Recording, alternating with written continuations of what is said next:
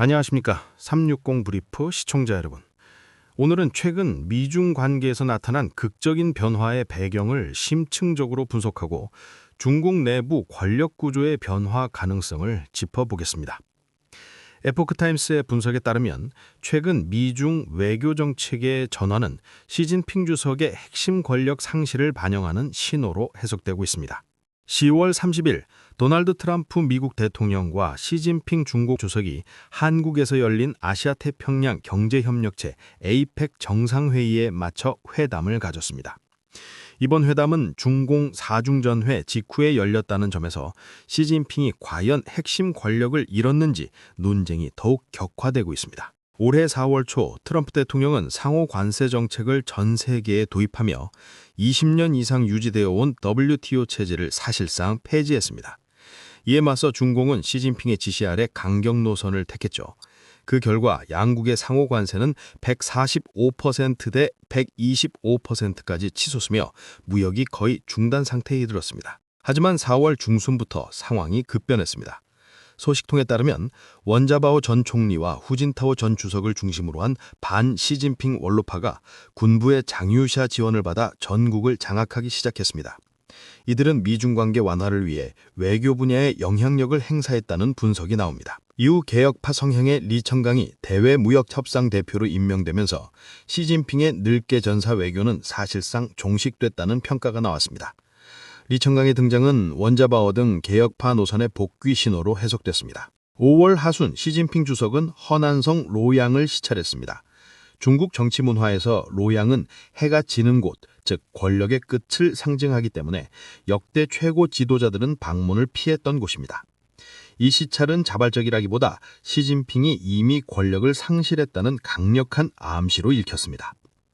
6월 30일 중공 관영 매체는 당 중앙결정의사협의조정기구라는 전례 없는 새로운 중앙권력기관의 설립을 발표했습니다. 전문가들은 시진핑이 이미 최고의 존엄 지위를 확보했음에도 새로운 기구를 만든 것은 칠권이 다른 세력으로 넘어갔음을 시사한다고 분석합니다. 즉 누군가가 뒤에서 수렴청전하며 전국을 조정하고 있다는 것이죠. 이후 중국의 외교 정책은 화해 기조로 급속히 전환됐습니다. 9월 25일 리창 총리는 뉴욕에서 미국 재계와 학계 인사들을 만나 미중 부부론을 다시 언급했습니다. 이 이론은 2013년 왕양 부총리가 제시한 개혁파의 상징적 정책으로 시진핑 시대 내내 금기시되어 왔습니다. 리창의 발언은 개혁파가 전국 주도권을 되찾았음을 알리는 신호입니다. 이후 미중 관계는 협력과 완화의 흐름으로 빠르게 이동하고 있습니다. 10월 26일 미중 무역협상단은 말레이시아에서 만나 이틀 만에 무역 합의의 프레임워크 타결을 이뤘습니다.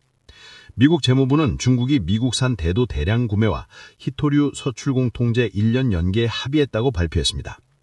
트럼프 대통령은 한국행 비행기 안에서 기자들에게 이번 회담에서 미국과 세계가 매우 좋은 결과를 얻을 것이라며 중국이 펜타닐 원료의 미국 유입을 제한한다면 미국도 중국산 제품의 수입 관세 인하를 검토하겠다고 밝혔습니다.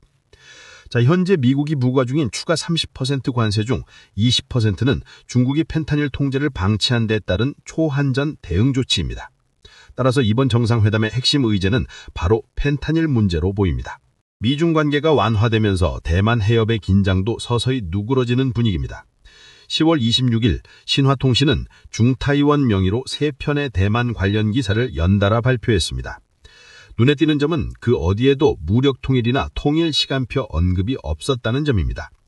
이는 시진핑의 간결한 대만 정책에서 등샤오핑의 평화통일 기조로 회귀했다는 것을 보여줍니다. 또한 9월 30일 국정일 연설에서 시진핑은 양안 교류 협력을 심화하고 대만 독립과 외부 세력의 간섭을 단호히 반대한다고만 말했습니다. 작년 연설에서 등장했던 조국의 완전한 통일 실현이란 표현은 빠졌습니다. 그러나 10월 29일 중공 대만 사무방공실 대변인은 평화통일과 일국량제는 기본 방침이지만 무력 사용 포기 약속은 없다고 강조했습니다. 이 발언은 베이징 내부 권력 다툼이 여전히 진행 중임을 시사합니다. 무역 협상에서 대만 정책까지 중남 하이의 풍향은 확실히 바뀌었지만 그 변화가 안정된 흐름인지 일시적 균열인지는 아직 불확실합니다. 미중 관계가 완화로 갈지 또 중국 내부 정국에 또 다른 변화가 있을지는 계속 지켜봐야 할 부분입니다. 360 브리프는 앞으로도 최신 정세 변화를 추적해 시청자 여러분께 신속하고 깊이 있게 전달하겠습니다. 오늘 준비한 내용은 여기까지입니다. 시청해 주셔서 감사합니다.